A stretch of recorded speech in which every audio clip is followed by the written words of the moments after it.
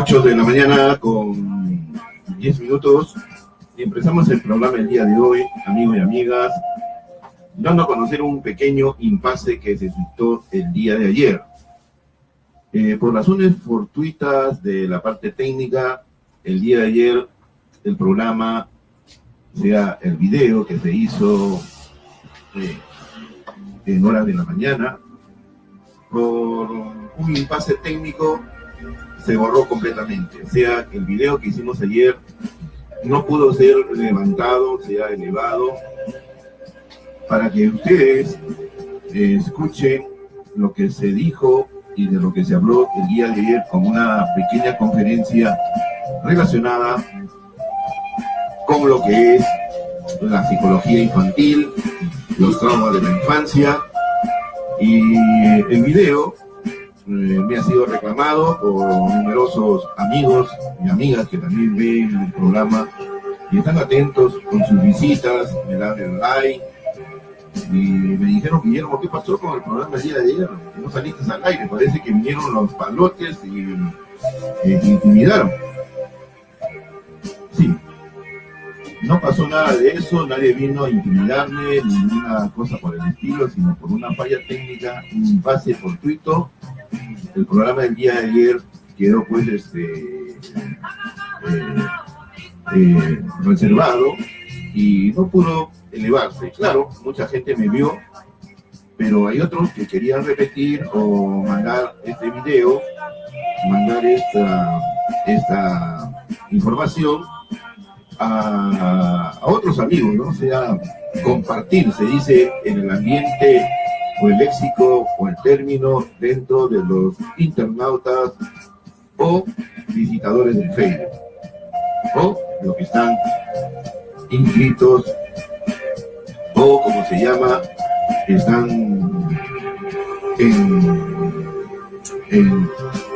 como usuarios del Facebook. Así es la forma práctica y técnica de estos usuarios que comenzaron a reclamarme. Me dijeron: Guillermo, no salió tu programa, visitamos las redes sociales, Radio TV Ecos Perú. Claro, como estamos nosotros ahora levantando la radio en internet, estos impases, estas situaciones técnicas a veces se entrecruzan o cruzan, y por un detalle de dejadez, seguramente la persona encargada que tuvo que elevar o mandar ya el video no se pudo realizarlo y hacerlo.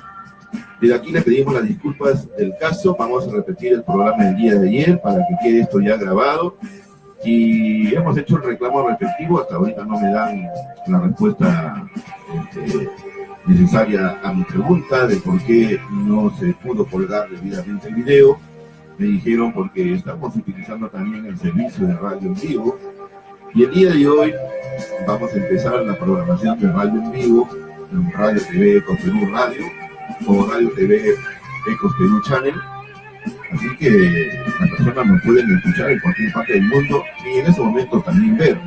Y ver también en la repetición de nuestros videos, que lo pueden ustedes encontrar nada más y nada menos que en YouTube o en Radio TV Ecos Perú. La página web es la siguiente: Radio TV Ecos Perú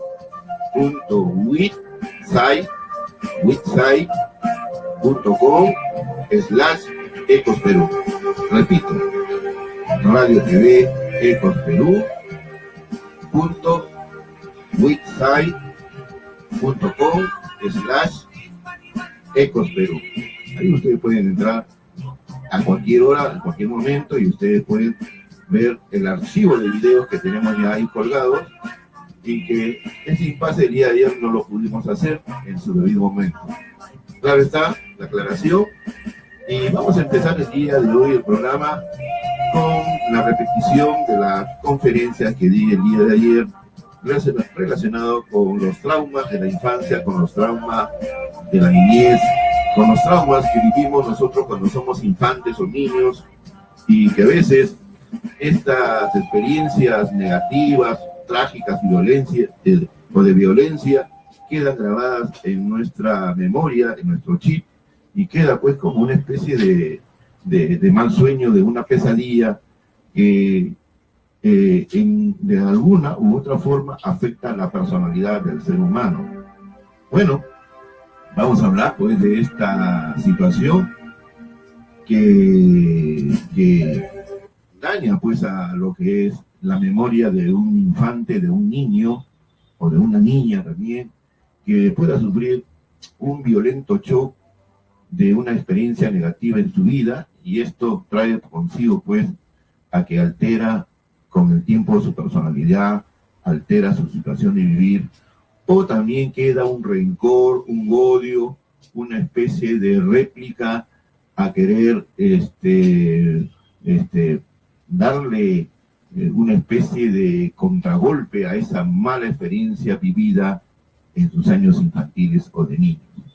Bueno, en mi caso voy a hablar lo siguiente, como repitiendo lo que dije el día de ayer. Cuando era niño, nosotros vivíamos en el Callao. Mi padre tenía una casa flotante, así como ustedes seguramente se pueden sorprender. Dice, una casa flotante. Sí, era una casa llamada balsa, como las que hay, existen en todas las riberas de los mares o los ríos. Pueden ver ustedes en los ríos de la selva, hay casas flotantes. ¿Sí?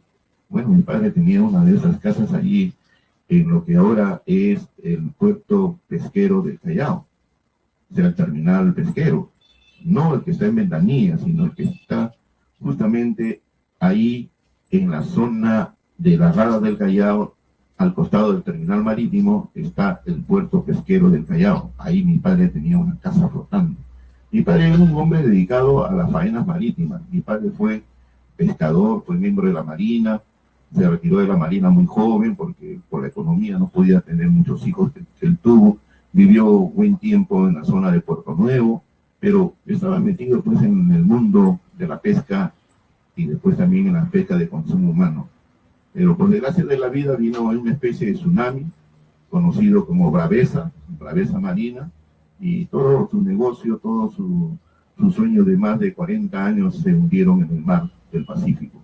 Fueron tiempos terribles y nefastos, y yo contaba en ese tiempo con la edad de 10 años, era un niño, y resulta pues que fue una gran desgracia para nuestra familia porque se perdió absolutamente todo de todo, porque en esos tiempos nadie tenía pues la idea o el pensamiento de asegurar sus bienes.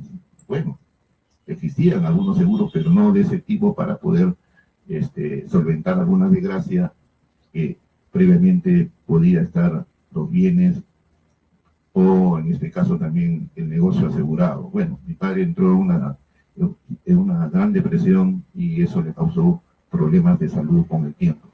Bueno, lo perdió de la noche a la mañana, en una noche de braveza marina llamada tsunami.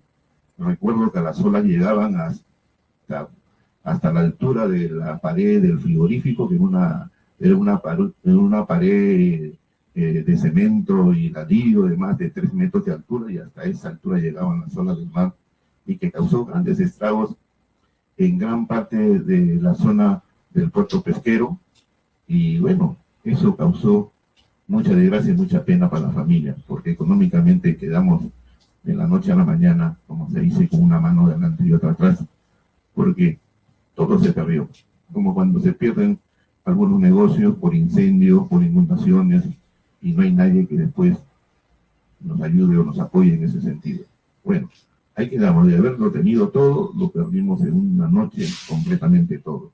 Bueno, en mi caso, con relación a esta experiencia infantil o de niño, como vivíamos allí en el puerto pesquero del Callao, había pues una línea del tren del ferrocarril central que llegaba hasta el terminal marítimo, llevando los minerales que traen desde la zona pues de la Oroya, de Cerro de Pasco, de Huancayo, ese tren andino que llegaba pues justamente hasta las playas de la costa peruana, en este caso en el Callao, y que llegaban pues a este lugar trayendo pues los minerales y también productos de exportación para ser trasladados vía marítima, vía barcos a otros países por el mar hacia otros puertos en el mundo. Y bueno, en esa línea de tren yo tenía en ese entonces aproximadamente si mal no recuerdo, 8 años. Bueno, estábamos viniendo o cruzando, mejor dicho, la línea, pero en un momento inesperado apareció un tren que arrolló a una persona que estaba en estado etílico y que seguramente en ese deseo de valor irresponsable cruzó la línea del tren y el tren lo arrolló y prácticamente lo partió en dos, o sea, un pedazo de su cuerpo partido en dos, las piernas y del pecho para arriba, y todavía se podía escuchar a poca distancia los gritos del hombre que estaba pues con los estertores de la muerte o próximo ya a morir de forma violenta y trágica. Entonces, ese incidente quedó grabado en mi memoria siendo niño y traumado pues por el shock violento de la muerte de este irresponsable hombre en estado de ebriedad que seguramente no pensó que iba pues a morir de esa forma, ¿no? Y eso me causó en mi persona, en mi mente de niño, un gran temor, una gran fobia a lo que es, repito, la experiencia psicológica vivida del trauma de ver morir a una persona de una forma trágica, violenta, con esta acción del tren que lo partió completamente en dos. Y bueno, ahí quedó eso, y al escuchar el pitido, el silbido de un tren en marcha, bueno, para mí me causaba pánico, que yo corría de un lado a otro pensando que el tren se me venía encima.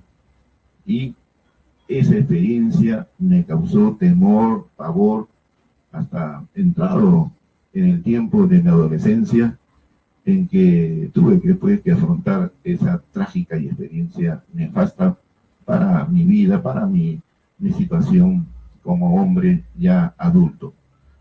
Bueno, yo voy a este punto de la carretera, por decir, en esta imaginable, o esta exposición imaginaria, por decirlo así, para poder trasladarme a otros puntos de esta carretera, porque hay dos hombres que han sido presidentes del Perú, sí, uno en el actual ejercicio, y que han tenido en su infancia o en su adolescencia traumas psicológicos de golpes violentos en la vida.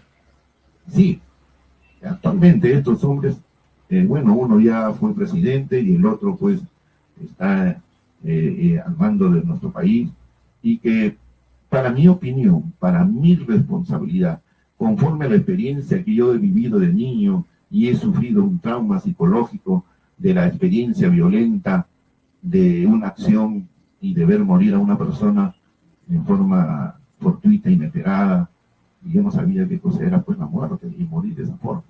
Pero yéndonos al caso de estas personas, de estos personajes, vamos a empezar nada más y nada menos que con el señor Alberto Fujimori, porque también de niño sufrió una experiencia muy trágica, muy desagradable, violenta seguramente en esos tiempos, y pensando que algo podría pasarle o ocurrirle a su familia.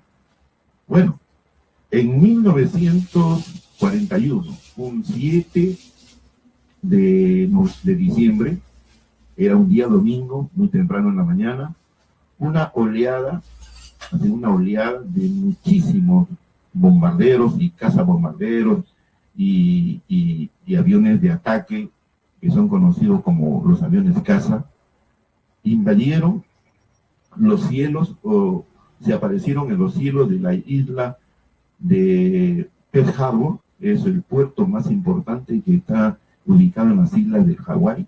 Esto está en el mar Pacífico, y que Hawái es un estado anexado, es un estado que pertenece a los Estados Unidos. Es un conjunto de islas que prácticamente los Estados Unidos son como los propietarios o los dueños, y que pertenecen a los Estados Unidos con todas las garantías y con todas las responsabilidades que debe tener el Estado para cautelar su seguridad y control. Bueno, las islas de Hawái pues pertenecen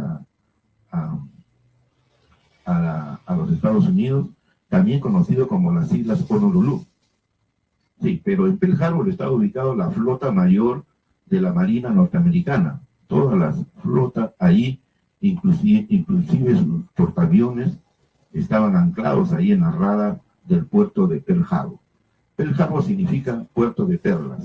Pearl en inglés es perla y Harbor es puerto. Pearl Harbor, puerto de perlas. Y ahí la oleada en la mañana, en el amanecer del 7 de diciembre, domingo, en que la gente estaba descansando o se estaba preparando para ir a los servicios religiosos, porque en los Estados Unidos hay un culto muy importante dentro de la iglesia evangélica o protestante, y pues se reservan el día domingo para prepararse y asistir a sus cultos o ritos. Bueno, los japoneses, de una forma ártera, traicionera, bombardearon todo el puerto. Como se dice comúnmente, hablando en el argot criollo, le sacaron la mugre a los norteamericanos. 1941, domingo 7 de diciembre. Entonces, esta acción bélica, traicionera, a mansalva, matando a inocentes, ahí no interesaron matar a niños, bombardearon poblaciones civiles, ametrallaban a la gente. Hay una película que se dio hace años atrás y que relata gran parte de esta historia de este ataque de los japoneses a los norteamericanos. El imperio del Japón estaba en expansión, estaba aliado con Alemania, formaron el gran eje con Italia, gobernaba en esos tiempos en Alemania Adolfo Hitler, el más sanguinario dictador que ha tenido ese país, Alemania nazi, con su grupo político nacionalsocialista, conocido como los nazis, y en Italia gobernaba nada más y nada menos que conocido como el Duce, Benito Mussolini. Benito Mussolini fue el dictador de Italia que se embarcó en la aventura de la guerra apoyando a Alemania contra los países aliados en Europa. Y en el Oriente también se unió a este eje en la historia de la Segunda Guerra Mundial, se unió el Japón uniendo sus fuerzas para poder invadir gran parte de lo que era pues el continente asiático. En este caso invadió a China, invadió Indochina y otros países más ubicados ahí frente a sus costas. Japón es un país que está lleno de islas, es más pequeño que el Perú, mucho más pequeño, y siempre viven ellos preocupados, los japoneses, de que en algún momento sus islas se van a hundir, porque así es la acción de lo que es el planeta Tierra. Cada cientos de años sufre pues los embates de la naturaleza, y islas que han estado hundidas emergen, y los japoneses siempre viven preocupados con ese shock del futuro, de que en algún tiempo, en algún momento, esas islas se van a tener que hundir. ¿Y a dónde van a ir? ¿No? ¿A dónde se van a aposentar? ¿A dónde se van a ubicar si es que esto sucede en gran escala, digo yo? Y los tiempos nos están diciendo, nos están dando la razón, ¿no? Del aumento de la elevación del nivel del mar, pues se ha elevado pues por el producto del hielo de los polos, tanto el polo norte como el polo sur, que día a día pues se están destruyendo y que están causando pues el efecto climático del calentamiento global. Entonces esto afecta pues y sobre todo a las islas, ¿no? Que se está elevando pues el nivel del mar, y lo que antes era pues playas ahora ya no existe. Bueno, pero vayamos a la historia de Alberto Fujimori con relación a este ataque ártero que tuvieron los norteamericanos, vuelvo a repetir, un 7 de diciembre del año 1941. Resulta que el Perú, en esos tiempos de la Segunda Guerra Mundial, era el principal abastecedor de productos, de materiales, de materia prima, por decirlo así, de los Estados Unidos: hierro, cobre, bronce, petróleo, porque en esos tiempos había bastante cantidad de petróleo, y las plantas de explotación, o los lugares de explotación, se ubicaban en Piura, en la zona de Talara, donde los gringos tenían ahí sus ubicaciones y explotaban el petróleo con una empresa, la International Petroleum Company, y que el contrato relacionado con ese punto de explotación por más de 50 años y un poco más, era pues tener ese lugar para que ellos lo explotaran y se beneficiaran y enviaran el petróleo que sacaban de ahí para llevarlo a los Estados Unidos, que era muy importante para la guerra que estaban viviendo en aquellos tiempos. Resulta que el Perú, aliado de los norteamericanos, y al enterarse de la masacre que hicieron los japoneses en esta isla del Hawái, sobre todo en su puerto principal, Pearl Harbor, resulta que el Perú le declara la guerra al Japón. Bueno, dirán pues qué actitud tan irresponsable del presidente de aquel tiempo, el señor Manuel Prado Ugarteche, que era el presidente del Perú, y que resulta pues que le declare la guerra al Japón, un país tan lejos. Sí, pero ustedes no saben de que los japoneses, en los tiempos que gobernaba el señor presidente, comandante del ejército de Perú, que se levantó en armas en Arequipa, me refiero nada más y nada menos que a Luis Miguel Sánchez Cerro, que sacó casualmente del gobierno a un dictador, me refiero al señor Augusto Bernardino Leguía, que fue presidente de Perú por 12 años. ¿Sí? Y resulta pues que en esos tiempos el Perú le declaró la guerra a Colombia, la Gran Colombia en aquel entonces, que había perdido el Istmo de Panamá, que pertenecía al territorio de los colombianos, y los norteamericanos lo sacaron ahí porque tenían que administrar por más de 100 años lo que es el Canal de Panamá, y que veían pues de que no podían los colombianos administrarlo debidamente, y crearon el país Panamá. Le quitaron una gran parte a los colombianos y se creó pues lo que es el Estado independiente o la República Independiente de Panamá. Entonces el Perú le declara la guerra a Colombia en el tiempo de Luis Miguel Sánchez Cerro. Como los norteamericanos estaban haciendo las paces y quedar bien con los colombianos, le dijeron a los colombianos: miren, ustedes son un país amazónico, pero no tienen ingreso al Amazonas. Nosotros los vamos a ayudar. Y el Perú le tiene que entregar gran parte de su territorio a ustedes para que ustedes tengan acceso al río Amazonas. Porque siendo un país amazónico, no tienen acceso a sus ríos, a este principal río que tiene pues un largo recorrido y que es un río navegable, con gran cantidad de agua dulce. Sí, gran cantidad de agua dulce. Entonces, los colombianos nos declararon la guerra, y como estaban aliados con los norteamericanos, y cuando le pidieron apoyo bélico, logística militar a los norteamericanos dijeron no. No, no y no. Así como dice Pedro Pablo Kuczynski. No, nosotros no los vamos a ayudar para que ustedes se enfrenten a los colombianos. Entonces, digo lo siguiente: ¿a dónde ver? ¿A dónde pedir? Entonces, Luis Miguel Sánchez Cerro tenía contactos con empresarios japoneses, y de esta forma realizó un convenio muy, de una parte también nefasto, ¿no? Porque también es perjudicial para la seguridad del país, pero así lo hizo. Entonces pidió ayuda a los japoneses nos enviaron armas, nos enviaron municiones, nos enviaron uniformes y toda la logística que podía obtener el ejército peruano para enfrentarse a los colombianos, porque era la única forma de tener pues a un ejército debidamente apertrechado, debidamente con sus vituallas, con sus uniformes, con su munición, con sus armamentos, para enfrentarse a los colombianos. Entonces, resulta que el Perú recupera Leticia porque los colombianos se habían metido a sangre y fuego, matando a los militares de aquel entonces, la guarnición de frontera que cuidaba la ciudad de Leticia, y se apoderan de Leticia, y los peruanos le hacen el contragolpe y recuperan Leticia.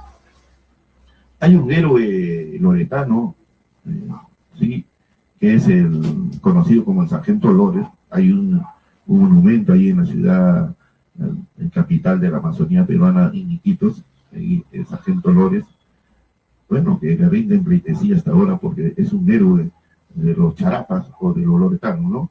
Pero pertenecía al ejército del Perú. Y resulta, mis estimados amigos y amigas, el Perú no tenía dinero para pagar a los japoneses por toda la ayuda y la logística militar que estaban haciendo en aquellos tiempos, en aquellos años, ¿sí? Estamos hablando entre el año 35 hasta el 40, hasta el 41, ¿sí? Resulta de que teníamos que pagarle con algo a los japoneses, porque los japoneses no son tontos para enviar dinero convertido en material de guerra, y el convenio era de entregarles a los japoneses, sí, escúchenlo bien, si usted no sabe la historia del Perú, y hay que leer bastante la historia verdadera, no la oficial que nos presentan día a día y que es una gran mentira y que es un gran engaño y que los medios de comunicación se coloren con este asunto.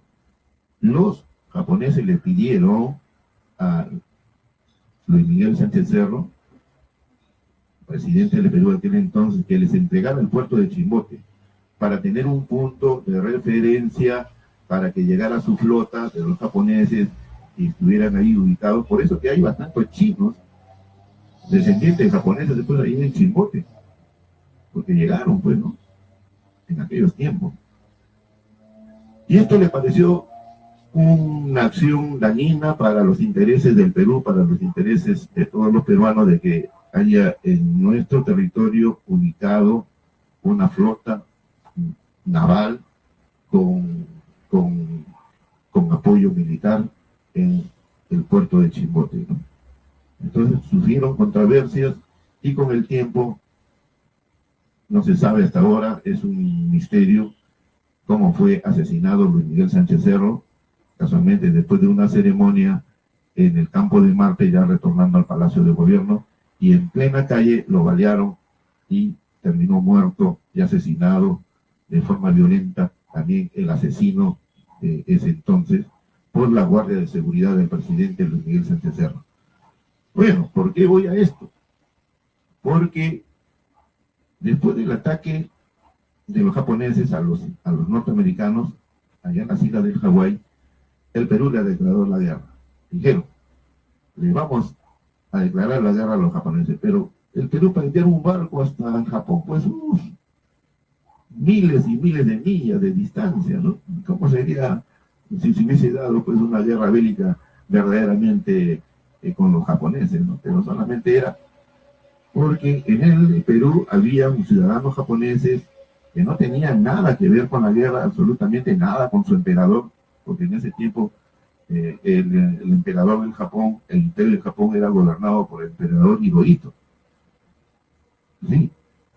Y resulta que de la noche a la mañana, ya estamos hablando de 1942, los negocios, sí, los negocios que con tanto esfuerzo, sacrificio, habían realizado y haberse consolidado como una sociedad emergente y económicamente bien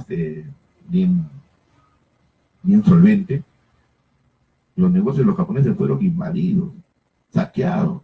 La turba de vándalos que entraban a sus negocios, restaurantes, cafetines, bazares, peluquerías, y ahí, en ese interín de la acción vandálica de la población limeña, en una respuesta al apoyo hacia los Estados Unidos, confundieron muchísimo pues este asunto. Y también los chinos, que nada tenían que ver en este asunto, en ese pleito, fueron confundidos, porque el llamado a la violencia de aquel entonces era el chino pagapato. El chino pagapato y pagó el pato pues porque se metieron a sus negocios y de la noche a la mañana se quedaron sin nada. Vuelvo a repetir, ahí con una mano adelante y otra atrás, prácticamente en la calle.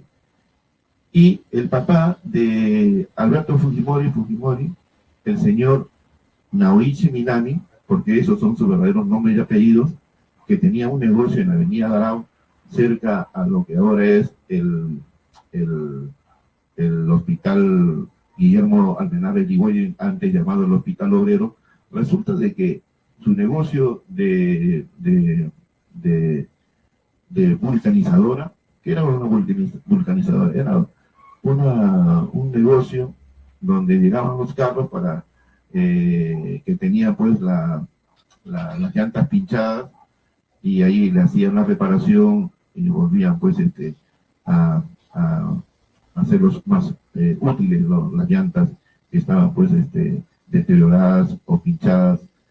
Y ese negocio del señor Naoichi Fujimori, su esposa Mitsue Inomoto, la mamá de Alberto, entraron y lo saquearon por completo. Y si entraban pues a destrozarlo, entraban a robar y se llevaban lo que buenamente tenían ahí, ¿no?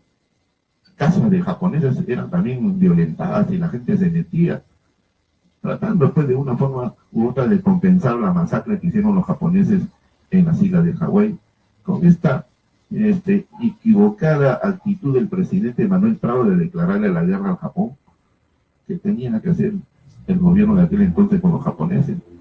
Y así, muchos de estos japoneses fueron capturados, sometidos a intensos interrogatorios, les quitaban, les confiscaban sus bienes, sus cosas, y los mandaban a Estados Unidos. Sí, los mandaban a Estados Unidos como presos, ahí en las cárceles o campamentos de concentración de prisioneros. Bueno, en ese interín de la acción vandálica que sufrió el negocio del señor Naoichi Minami, padre de Alberto Fujimori era un niño que vio cómo esta gente extraña, violenta, saqueaba y destrozaba prácticamente el negocio de su padre, que de tan buena ley y honradamente lo había edificado. Y de la noche a la mañana pues se quedaron sin nada. Dígame usted, ver a un niño, en este caso, un niño que vea que una turba de gente violenta, lanzando arengas, insultos, maldiciones, ingrese a un negocio y lo destroce completamente, ¿qué quedará en la memoria de este niño sufriendo este shock que seguramente para mí le habrá causado mucho daño, seguramente causándole pesadillas en su mundo de visión de un niño, ¿no? De ver gente que golpeaba a su padre, a su mamá, los jaloneaban, los arrastraban, como este negocio. En esos tiempos, pues ahí estaba cerca a la parada, era un sitio emergente, el primer mercado de abastos de la gran capital de Lima, la parada, porque Lima en esos tiempos no era pues la Lima de ahora. En Lima todavía había poca población y pocas edificaciones. Pero resulta de que en esa acción violenta y vandálica de estas personas, muchos de ellos truhanes, saqueadores, delincuentes, que se aprovechaban de esta situación y se metían a las casas de estos japoneses a robar. ¿Qué pensamiento, qué experiencia mal vivida Fujimori de niño? ¿No? Y con el tiempo, véase pues su historia, ¿no? Cómo él va avanzando en la vida, ayudando a su padre, nuevamente a recomponer la economía y la seguridad del hogar. Pero, ¿qué habrá quedado como una espina atorada en la garganta sobre esa actitud de estas personas con la familia de Alberto Fujimori, en este caso sus padres? Habría habido ahí un trauma de resentimiento, de odio, de rencor a esa actitud asumida por esta persona, seguramente en la efervescencia de lo que era la Segunda Guerra Mundial y que era un tiempo de violencia, ¿sí? Terrible, en grandes ciudades ubicadas en Latinoamérica y que apoyaban en forma directa o indirecta a los norteamericanos, que veían en este pueblo norteamericano el salvador del mundo, porque se avecinaba pues una hecatombe mundial si es que estos gobiernos dictatoriales, tanto de Italia como Alemania o el Japón, hicieran pues con el tiempo la propiedad del mundo. ¿Qué pensamientos había tenido este niño, Alberto Fujimori, cuyos verdaderos nombres son Kenya Inomoto Minami? ¿Qué hubiese pasado con él? ¿Qué resentimiento, qué actitud ante esta situación vivida de niño? Porque los traumas quedan. Eso son acciones imborrables en la memoria. Ahora, Vayámonos al otro lado de la acera. Ahí está ubicado el señor Pedro Pablo Kuczynski. Su padre, un emigrante, un gran profesional, médico él, que tuvo que huir, escapar, emigrar de la Europa nazi, sobre todo por su ascendencia polaca. Él es el señor Max Kuczynski, médico, que se vino al Perú y lo recibieron, pues, como vienen todos los emigrantes, y con profesión, médico, le abrieron las puertas, le dieron las facilidades, y comenzó a trabajar, a hacer su vida aquí en el Perú, por esta situación de emigrante, de hombre que va a otro país, a otro mundo, a otra cosmovisión, y labrarse y quererse hacer un futuro mejor. En los tiempos que gobernaba el general del ejército Manuel Arturo Odría Moretti, que también fue dictador y después fue presidente constitucional, amarrando los hilos del poder para que en ese tiempo no votaban las mujeres, todavía no votaban las mujeres. Fue con Odría que cuando obtuvieron el voto femenino y que las mujeres pudieran tener su documento de identidad como elector o votante en elecciones nacionales de aquel tiempo. Resulta que como este señor era de tendencia de izquierda, ¿sí?, tenía gran simpatía con los grupos de izquierda, socialistas, comunistas, y por su ideología, seguramente alguien de mala fe, de mala leche, o algún envidioso lo señaló a él que también era un ente relacionado con los grupos violentistas, comunistas o socialistas de aquel tiempo. Me refiero porque en los años que gobernó Manuel Arturo Odría Moretti, general del ejército, se había iniciado la guerra en Corea, y en Perú necesitaba, bueno, los Estados Unidos necesitaban también el apoyo de los países aliados de Sudamérica para nuevamente enfrentar, pues, a esta contienda de origen bélico militar allí en Corea, donde dos facciones, los comunistas y los no comunistas, se enfrentaban sangrientamente en esta parte del Asia.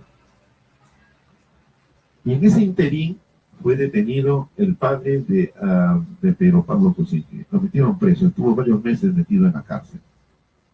Dígame usted, alguien que ingresa a su hogar así, rompe la puerta y captura al hombre, e ingresan, revisan todo, voltean para arriba y para abajo, destrozan en ese afán de encontrar algún documento que pueda tenerlo como una prueba de que él era un hombre relacionado con grupos de izquierda. Entonces, este niño, Pedro Pablo Kuczynski, ¿qué situación habrá visto, pues, de que a su padre lo metan preso? Inocente o culpable, no se sabe, pero al final de cuentas él salió de la cárcel. Pero qué pensamiento de ver esa memoria imborrable, ese trauma de ver cómo se metían a su casa y sacaban a rastras al padre, seguramente enmarrocado y llevado a la cárcel, y visitarlo, pues, en el Panóptico, en la cárcel de Lima, en aquel tiempo ubicado allí donde ahora está ¿cómo se llama?, el Sheraton, y también, según dicen algunos historiadores, que también pisó el frontón. Entonces, ¿qué habrá pensado este niño, Pedro Pablo, huérfano, porque ya no estaba en vida su señora madre, huérfano? ¿Qué habrá pensado, no? ¿Qué reacción? ¿Qué habrá quedado en su memoria? ¿Qué habrá quedado en su chip de esta mala experiencia de ver a su padre llevado preso, encarcelado, inocente o culpable? Pero ahí está. Son traumas que quedan grabados en la memoria de la niñez, de todos los niños que sufren seguramente alguna terrible y negativa experiencia, trágica en muchos de los casos. Son 8 de la mañana con 51 minutos y que el algo se ha llevado a esta posición con relación a los traumas de la infancia. Mi trauma y el trauma de estos dos personajes que han llegado a la primera magistratura del Estado. Yo me pregunto, y digo, la actitud del mal momento, de la mala experiencia vivida por estos niños en aquellos tiempos, en aquellos años, porque eso se refleja en la personalidad. Fujimori verdaderamente quiere al Perú, ama al Perú, después de haber visto en la niñez, en su infancia. Seguramente después le dijeron, no, que estos fueron delincuentes, que se disfrazaron de violentistas, de personas que aprovecharon la situación para entrar a robar a las casas. Pero eso podría ser una justificación, psicológicamente hablando. Pero a la memoria queda eso. Entonces yo me pregunto y digo, Fujimori habrá tenido un gran aprecio hacia el hombre andino, verdaderamente lo quería de corazón, o Pedro Pablo Kuczynski tendría gran aprecio a nuestros connacionales, porque él siempre se considera un extranjero, por el apellido y por el color de su piel, que muchos de su entorno pueden estar muy debajo de él, porque él es un extranjero, habla otro idioma o varios idiomas, es muy inteligente, ha sido un alumno excelente en el extranjero, ha trabajado en empresas privadas y también en diversos gobiernos en los Estados Unidos, y bueno, tiene una currícula muy extensa, y también profesionalmente hablando, de excelente clase A. Pero verdaderamente él de corazón ama a los peruanos, si habrá tenido esta experiencia terrible de niño. Yo hasta ahora sufro, ¿sí? Inconscientemente, a veces cuando escucho a lo lejos el pitado de un tren, siempre siento ese resquemor, aunque yo ya lo he superado, ya hace muchos años, lo he superado, pero siempre me ha quedado, y se me ha quedado hasta ahora, esa acción de la muerte trágica de una persona irresponsable, pienso yo, de que se metió, pues, como se dice, a torear al tren y finalmente se cayó y el tren lo pasó por encima. Bueno, yo he tenido esa terrible experiencia, pero yéndonos al caso de estos dos personajes que han sido y es presidente del Perú, ¿usted cree que ver en un instante de la tranquilidad y el sosiego y la paz de un hogar, y que venga un grupo de personas y te rompan la puerta y entren, pues, como se dice, violentamente, y agarren al padre, lo pongan boca abajo, le pongan las esposas o un roque y lo lleven a rastras y lo levanten como cualquier cosa? Eso era lo que pasaba en los tiempos del general Manuel Arturo Odría Moretti, Manuel Odría, como se le conoce, el famoso que tenía un lema, ¿no? Educación, obras y trabajo. No, era educación, salud y trabajo. Claro, el tiempo de que él gobernó por la guerra de Corea, el Perú era un país emergente. Había mucho dinero porque había mucha inversión para poder llevar material, logística para los norteamericanos. Y bueno, fue un periodo muy feliz para el Perú, porque hubo cantidad de trabajos y obras que hizo el general Rodríguez, ¿no? En el Ministerio de Educación, uno de los edificios más altos que hubo en aquel tiempo, en entonces, las grandes unidades escolares, la Junta Nacional de Asistencia para los niños pobres y a las personas de escasos recursos económicos. Bueno, se hizo muy querida su esposa, la señora María Delgado de Odría, llevando adelante ese tipo de apoyo social hacia las personas de escasos recursos económicos. 8 de la mañana con 55 minutos, la hora, en Eco Vecinal. Bueno, amigos y amigas, esta es una paradoja de la vida. Es un análisis yéndonos y enfocándonos al aspecto psicológico de los niños y con el tiempo se hacen hombres maduros, se hacen profesionales y alcanzan el éxito en la vida y llegan a ser presidentes del Perú, pero que han tenido estas experiencias trágicas, terribles. Uno, de que de la noche a la mañana, de que era una familia tranquila, sosegada y económicamente en avance y en desarrollo personal o familiar, y verse pues de la noche a la mañana sin nada, completamente en la calle, por acción vandálica de estos ignorantes o de estos malvivientes que se aprovechaban de estas situaciones para entrar a robar a las casas. Y la triste experiencia de Pedro Pablo Kuczynski Godard de ver a su padre siendo apresado, metido preso por estas razones de su pensamiento ideológico o de sus simpatías de izquierda. Ahí están, lean la historia, entren al internet, porque ahora es más fácil saber y conocer, porque estamos en la etapa y en el tiempo del conocimiento, del saber y conocer la historia verdaderamente del Perú. Amigos y amigas, algo habrá quedado de malo en su cerebro de estos dos personajes. De corazón amarán al Perú, porque fueron peruanos. Los daños que le hicieron a la familia, o a la familia de estos dos personajes.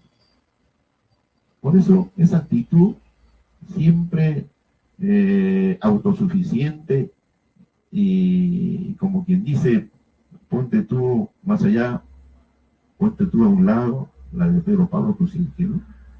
Porque también fue trágica la experiencia cuando fue buscado para ser metido preso, cuando el general Velasco lo intervino, lo detuvieron y le preguntaron a él como presidente del Banco Central de la Reserva, le dijeron, ¿dónde está el oro, el de la bóveda? ¿Dónde está? Y él dijo lo siguiente, ¿no? Y lo ha vuelto a repetir en muchas entrevistas que le han hecho a Pedro Pablo Kuczynski. Bueno, yo era presidente del banco, pero yo no tengo la llave de la bóveda. Yo no sé quién las tiene. Claro, yo sé en libros, en cuadernos, en anotaciones cuánto hay adentro, pero yo no sé si estará adentro. Y cuando abrieron las bóvedas, porque se consiguieron las llaves, al final de cuentas, en el tiempo que el general Velasco dio el golpe militar un 3 de octubre de 1968, en las bóvedas del Banco Central de la Reserva no había absolutamente nada, ni una cadenita de oro. Y por eso fue que el general Velasco lo quiso meter preso. Y en eso interín, por ayudas de algunos militares traicioneros, porque había en el grupo de Velasco Judas que lo traicionaron, le dieron la oportunidad a Pedro Pablo Kuczynski de huir y escapar del Perú, porque ya había entregado 100 millones de dólares como una especie de reparación civil o de contribución para los daños y perjuicios a los norteamericanos, porque ya se le había quitado los pozos petroleros de Talara, la conocida Brady Pariñas, y el contrato de la página 11, donde ahí se le entregaba por 50 años o por 40 años o 20 años más a los norteamericanos para que sigan extrayendo el petróleo de los pozos petrolíferos allá en Talara, se perdió. Y ese documento lo hizo un señor Loret de Mola, Aurelio Loret de Mola, si mal no recuerdo, que fue uno de los encargados de hacer este contrato y este convenio, pero avalado y firmado también por Pedro Pablo Kuczynski. Pero, llegamos al aspecto del BCR, Banco Central de la Reserva, no encontraron nada de nada los militares que dieron el golpe en aquel tiempo. Y cuando ya vieron y dijeron, bueno, ¿dónde está Pedro Pablo Kuczynski? Ya Pedro Pablo Kuczynski estaba en el Ecuador jugando a los Estados Unidos.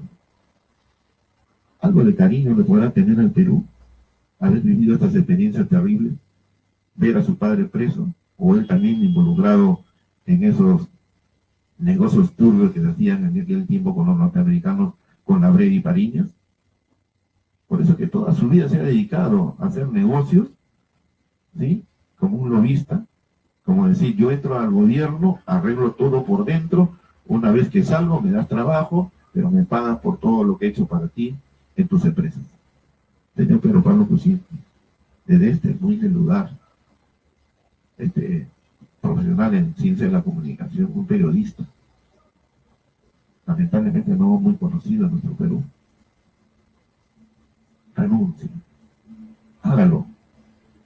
No esperar que le griten de la calle Yankee, go home, porque usted se considera un norteamericano porque tiene pasaporte norteamericano. Y el que tiene un pasaporte norteamericano ya se considera un gringo más. Por eso yo te digo, de aquí renuncie en su debido momento. Deje de estar haciendo esas sonrisitas, ese bailecito ridículo, que en vez de causar gracia, pues, causan ahora pues desprecio. Renuncie. Seguramente alguien saboteó el video del día de ayer, porque de aquí estamos pidiendo la renuncia del presidente del Perú. Renuncie, porque veo de que en su mente hay un espacio terrible de desprecio, de rencor, de odio hacia el Perú, porque ahí en ese espacio está el momento trágico vivido por usted, ¿sí? Con experiencia de ver a su señor padre puesto en la cárcel. Inocente él, seguramente, ¿no? Eso nadie lo sabe. Y de ir pues todos los domingos o fines de semana a visitarlo y ver pues que sus amigos del barrio se mofen, se burlen, a tu papá está preso, qué cosa no le habrán causado ese terrible trauma de su infancia y de su juventud, Pedro Pablo Kuczynski. Y yo veo que en ese recoveco de su mente y su cerebro, usted no le tiene ningún tipo de cariño al Perú y a los peruanos. Renuncie. No espere que la gente salga y griten en inglés, porque a usted le gusta que le hablen en inglés, Yankee, go home. Vete de nuestra casa. Porque analizando su punto de referencia y experiencia de niño, qué trágico habrá sido vivir esos tiempos y momentos, porque hasta ahora yo vivo pensando en la forma y el rictus y todavía los gritos en los estertores últimos de la muerte de ese hombre que fue atropellado por un tren. Sí, es un trauma imborrable. Y usted también es un hombre traumado en su infancia. Pregunte y digo, ¿le tiene usted cariño al Perú?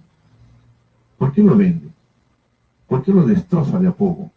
Porque eso es lo que ha hecho toda su vida, hacer contratos leoninos para favorecer a extranjeros, así como lo hizo Fujimori. ¿Habrá en él algún cariño, algún aprecio por el Perú? Muy bien, amigos, son 9 de la mañana con 5 minutos y esperamos que el día de hoy estemos pues ya con el video debidamente colgado para beneplácito de los seguidores que me están viendo y observando y escuchando todos los días. Yéndonos al plano local, el que exige y pide a todo pulmón es el sobrino del arquitecto Fernando Belaúnde Terry. Me refiero a Víctor Andrés García Belaúnde, el popular Vitocho, que pide, pues, dice aquí en el periódico, basta de corrupción. Empecemos de nuevo.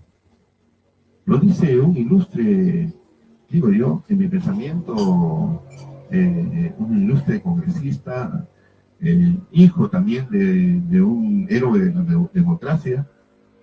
No hay que olvidar que su padre, el señor García, fue asesinado, que fue presidente del Jurado Nacional de Elecciones por las huestes terroristas de Sendero Luminoso. Lo asesinaron al padre de Víctor Andrés García Belaúnde, que también sufrió un trauma de la pérdida de su padre, violentamente. Y no fue pues puesto preso, ni tampoco fue golpeado, ni abofeteado, ni humillado, ¿no? Sino fue muerto y le exige y le pide que dé un paso al costado. Lo pide un congresista de la República. Y muchos otros que están exigiendo su salida del Perú. Bueno, váyase a Estados Unidos, donde a usted le gusta vivir y gozar, porque ahí está toda su familia. Gracias por escuchar Eco Vecinal con su amigo de siempre, Guillermo Gillespie, y refuerzo y apoyo el pedido de Víctor Andrés García Belaúnde de que ya basta de corrupción. Estamos cansados de ver día a día cómo el Perú se va autodestruyendo En el Callao, balaceras, como estaba hablando, ya nos hemos convertido en una ciudad y en un pueblo de las fronteras de México, entre Estados Unidos y México, donde la gente se mata por gusto. O sea, porque lo miró mal, ¿sí? O lo tropezó, o se tropezó de casualidad, y es motivo para asesinar y matar a una persona, o porque me sirven un plato porque no está completo con las carnes que yo decido comer y que no me da la gana de pagar, y porque no querer pagar, mato a la persona que me está cobrando, o subir a una combi o un micro y matar intentar matar a un policía y robarle a todos los que están ahí como pasajeros, como lo que está pasando y sucediendo en Trujillo, donde hay un policía, sí, muy conocido, que es el alcalde de la ciudad de Trujillo, el coronel Elídio Espinosa Quispe, conocido y reconocido por su profesionalismo policial, pero ha llegado a la municipalidad de Trujillo y prácticamente Trujillo se ha vuelto más terrible, más difícil de vivir, que incluso ya asaltan a la gente dentro de las combis o de los micros y balean a la gente como si nada. Y esto está pasando en el Callao, está pasando en Lima. O sea, la sociedad está sufriendo un trauma terrible de vivencia y supervivencia. Y eso lo puede manejar un presidente. Han habido soluciones drásticas, pero se han solucionado problemas. Y grandes problemas como ahora, es triste saber que un peruano en el Japón ha sido condenado a muerte, un asesino en serie. Eso estamos exportando, gente, y mañana más tarde, como sucedió en Costa Rica, que no podía decir que era peruano, porque era como decir un insulto para los ticos, ¿sí? Porque yo sufrí también esa situación en Costa Rica de no decir que yo era peruano, porque el peruano era mal visto, por experiencias nefastas de peruanos que han ido a hacer mal en el extranjero, como este peruano que va a ser seguramente ahorcado, porque la pena de muerte en el Japón es la horca, ahí no hay fusilamiento, y va a ser muerto por ser un asesino en serie, este peruano. ¿Qué imagen podemos dar los peruanos ahora? Desde aquí queremos divulgar, empezar de cero, tener nuestra cuenta corriente en cero y empezar de nuevo. ¿Quién no ha sufrido experiencias terribles? El Perú está sufriendo 20 años de experiencias terribles con estos últimos presidentes que le han hecho más daño que progreso que desarrollo. Todo es una ficción manejada por los medios de comunicación masivos que nos engañan y nos dicen una cosa por otra. Gracias. Me despido su amigo de siempre, Guillermo Gillespie, no sin antes poner nuestra cortina que siempre nos acompaña, que es el Aganao. Qué dolor de vivir, qué dolor de sentir que nos engañan, qué dolor de pasar momentos terribles, qué dolor de salir a la calle y que en la esquina te asalten, te roben, como le ha pasado pues a un vecino de una esquina, aquí donde estamos ubicados, lo han asaltado y violentamente han actuado estos miserables que son jóvenes, muchachos, sin destino, sin un lugar donde decir voy a vivir bien, con seguridad y con tranquilidad, porque estos jóvenes irremediablemente han entrado como semilla de maldad a hacer estos actos de violencia que afectan a la sociedad peruana. Jóvenes, para mí, ya no recuperable. Como dicen los norteamericanos, ¿no? Generaciones desechables que no merecen vivir porque seguramente la vida no les ha dado oportunidades. No es así, no es así. Personas que han vivido en sitios violentos, terribles, trágicos, han sido con el tiempo ilustres personajes y héroes de la vida. Sí, paradigmas de la vida. Gracias, amigos del Perú y el mundo, con Eco Vecinal. Gracias, me despido. Hasta mañana. Perdón, hasta el día lunes, porque el día estamos viernes. viernes 9 de marzo. Hasta el lunes, amigos. Y el día de mañana vamos a hablar a partir de las 10 de la mañana de los famosos, sí, vendedores de conciencia y compra de conciencia en el Distrito de Arte. Escuche, sí, nuestro programa es convencional en la radio. Los invito a ingresar a la radio. Ahí, en su smartphone, en su celular, en su tablet, en su ordenador o computadora, nos pueden escuchar. Es lo que vamos a hablar de los políticos y aquellos que se venden por 2 platos de lenteja. Ahora ya no son por 2 platos. Gracias. Hasta mañana sábado en la radio y el lunes, como siempre, Eco Vecinal saliendo por vía Facebook, en vivo y en directo y colgado en sus redes sociales. Gracias. Hasta mañana de 10 a 11 y el lunes de 8 a 9 de la mañana por este mismo conducto o canal. Gracias.